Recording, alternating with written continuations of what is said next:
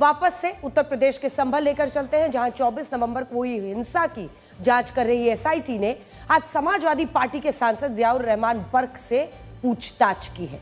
24 नवंबर 2024 को संभल की जामा मस्जिद में एएसआई को सर्वे करना था और इसके विरोध में बड़े पैमाने पर वहां पर हिंसा हुई थी, पत्थरबाजी हुई थी, जिसमें पुलिसकर्मियों पर पथराव हुआ था और गोलियां भी चलाई गई थी।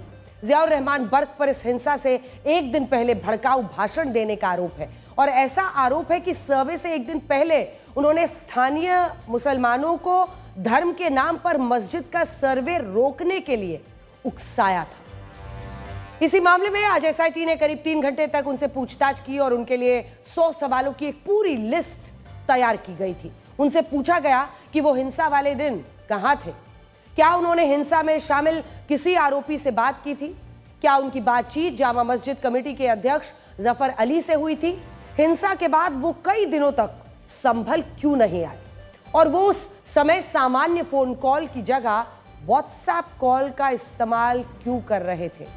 सूत्रों के मुताबिक ये वो सवाल थे जिनके जवाब देने में जियाउर रहमान बर्क कई बार अटके, फंसे और कुछ सवाल तो ऐसे थे जिनके उन्होंने गलत जवाब दिए हैं। जैसे जियाउर रहमान बर्क से पूछा गया था कि हिंसा से एक दिन पहले क्या उनकी बातचीत जामा मस्जिद कमेटी के अध्यक्ष जफर अली से हुई थी और क्या उन्हें सर्वे की बात पता थी।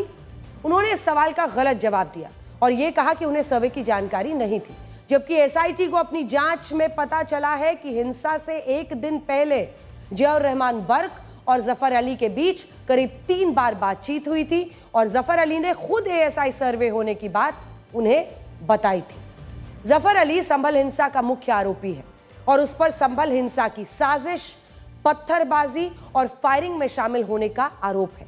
सूत्रों के मुताबिक जफर अली ने ही एसआईटी को बताया था कि हिंसा से एक दिन पहले जियाउर रहमान बर्क ने भड़काऊ भाषण दिया था, इसीलिए एसआईटी ने जियाउर रहमान बर्क को पूछताछ के लिए आज बुलाया था।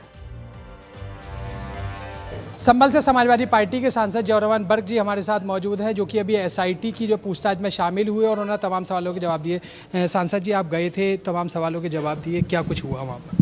देखिए, जो हुआ वो जांच की प्रक्रिया का एक हिस्सा है। वो तो मैं नहीं बताऊंगा कि कौन क्या क्वेश्चन किया और क्या जवाब दिया, लेकिन जाहिर सी बात है जो नोटिस दिया गया था उसके तहत मैंने पहले ही कहा था कि मैं भारत का नागरिक होने से नाते सांसद भी हूं और मैं संविधान और न्यायपालिका का विश्वास रखता हूं। ज़रूर मैं सहयोग करूंगा और जिस नोटिस के तहत बुलाया था मैं गया, जो सवाल मुझसे किए गए थे उसका जवाब मैंने माकूल अपनी तरफ से जो था सही दिया। क्या आगे भी अगर जो जरूरत पड़ेगी तो दोबारा? अब ये उनके ऊपर डिपेंड करता है, बट मैं ऐसी उम्मीद करता हूँ कि लगभग सारे क्वेश्चन जानकारी कर चुकी, शायद अब ऐसी नौबत नहीं आनी चाहिए कि दोबारा से के क्वेश्चन का वो करे। अब बाकी डिपेंड करता नहीं बढ़। तो ये सांसद जियाउर रहमान बर्क हैं, जिनका कहना है कि फिलहाल अभी तक जो सवाल पूछे गए उनके सारे जवाब उन्होंने जो है दिए गए हैं। अभिनव माथुर, संभल, आज तक। अभी सांसद जियाउर रहमान बर्क आए, 24 नवंबर की हिंसा के मामले में आपने जो पूछताछ की, क्या कुछ जो इधर पूछा गया, क्या अभी तक जो है सहयोग कितना हो? देखिए, जैसा कि आपको मालूम है कि आज पूछताछ की जानी थी, मतलब उनका बयान दर्ज करना था, उसी क्रम में आज उनको बुलाया गया था और आज उनका बयान दर्ज किया गया है और जो भी इन्वेस्टिगेशन के बिंदु हैं उन बिंदुओं पर उनसे पूछताछ की गई है। तो क्या सर, अभी जिस तरीके से आज 3 घंटे तक जो है तकरीबन पूछताछ चली, क्या आगे भी जो है उनको जो है पूछताछ के लिए बुलाया जाएगा 24 नवंबर की हिंसा के? देखिए, जैसा कि अभी इन्वेस्टिगेशन जारी है, यदि कोई ऐसा बिंदु आता है इन्वेस्टिगेशन में जिसका हमें उसको क्लियर करना जरूरी है या उस पर पूछताछ करना जरूरी, तो हम पुनः पूछताछ कर सकते हैं। जामा मस्जिद कमेटी के सदर जफर अली की जब गिरफ्तारी हुई, उन्होंने जो है कुछ चीज़ें जो है बताई पुलिस को। जब एसआईटी ने जो पूछताछ की उसमें पता लगा कि सांसद की तरफ से उनको कॉल की गई, हिंसा से पहले भी, हिंसा के बाद भी और हिंसा के समय भी।